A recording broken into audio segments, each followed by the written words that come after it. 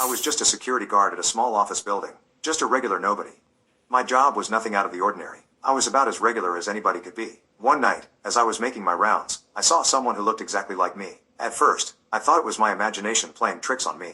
But as I continued to see this person everywhere I went, I knew something was off. It started with small things, like seeing someone who looked like me out of the corner of my eye. But soon, it escalated to seeing him in the same places I went on my lunch break, and even at my favorite bar after work.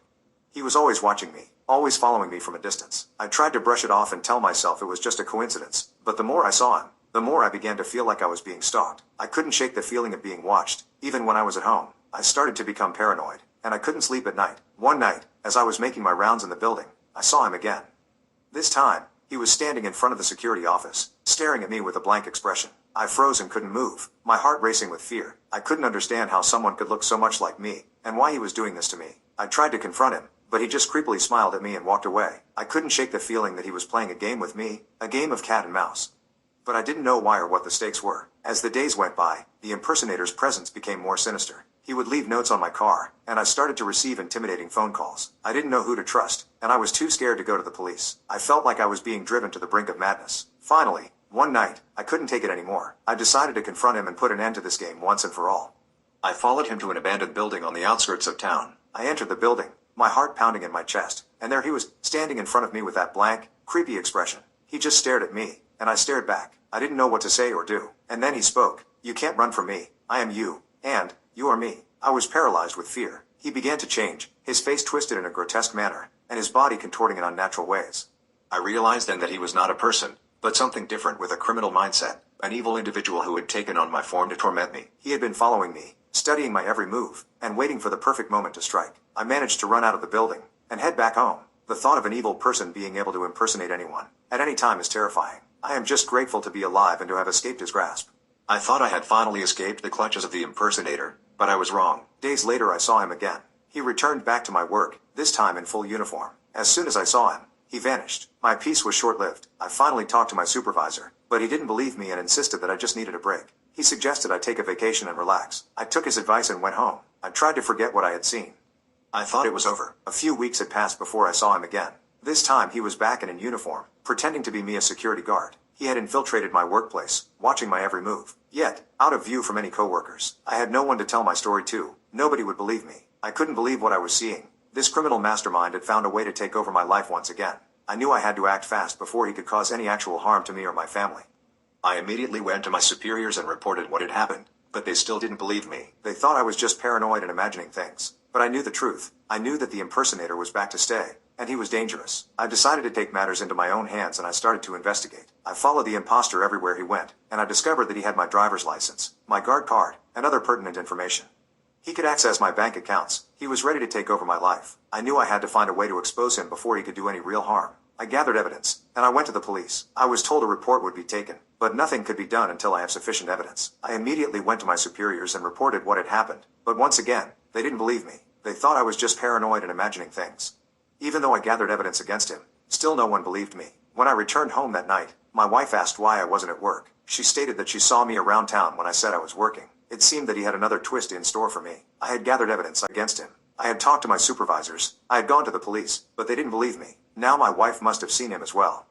They all thought that I had lost my mind, that I was imagining things, or even worse, I was going insane. I was told it was time for me to seek out a professional for help. As time went by, things got worse and weirder. I was feeling defeated. A few days later, as I returned home, as soon as I walked through the door, my wife asked me again why I wasn't at work. Confused by her accusations, I told her that I had just come from work.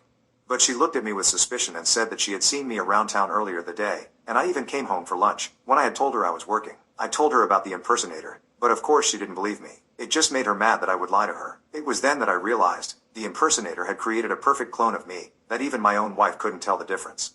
The clone had been mixing himself into my life, going to work and doing everything I did, while I was being discredited and accused of being paranoid. I was in shock. I couldn't believe that this man had gone to such lengths to destroy my life. Who was I to be cloned anyway? I knew that I had to act fast before the clone could cause any more harm. I gathered all the evidence I had and went to the police again. This time they poked fun at me and asked why I didn't take advantage of another me.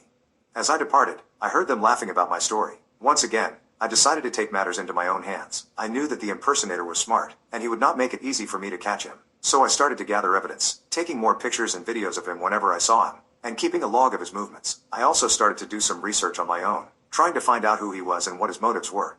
I soon discovered that the impersonator was not just a random stalker, but a professional criminal who specialized in identity theft. He had been following me for weeks, studying my every move, and waiting for the perfect moment to strike. He had even managed to access my workplace, using my identity to infiltrate the company and gain access to sensitive information. I knew I had to act fast, before he could cause any actual harm to me or my family.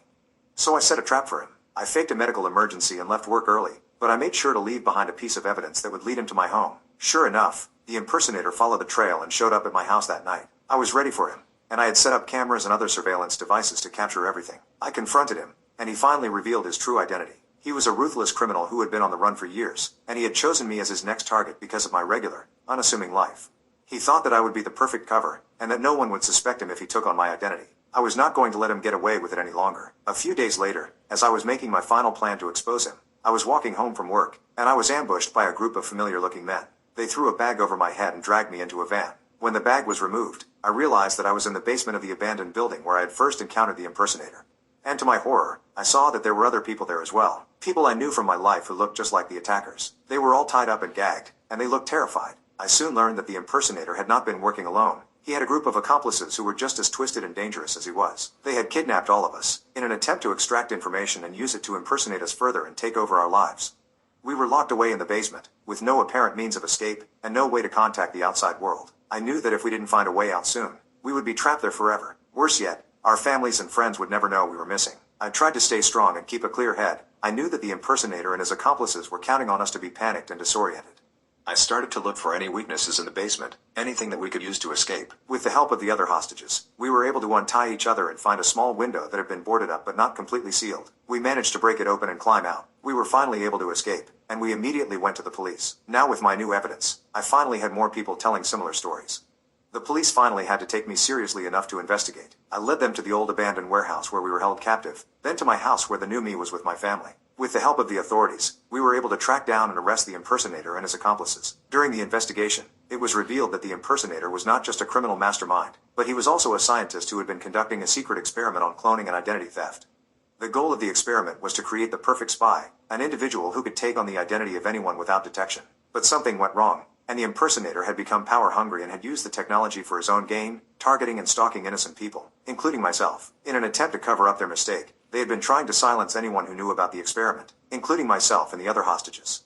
As the trial of the impersonator and his accomplices approached, I was left with more questions than answers. The scientist had taken his own life, and the secrets of the experiment went with him. The truth behind the experiment, the motives of the scientists involved, and the extent of the clones they had created remained a mystery. I wonder if there are any more clones out there. My friends, my supervisor, the police, my wife. I may never know.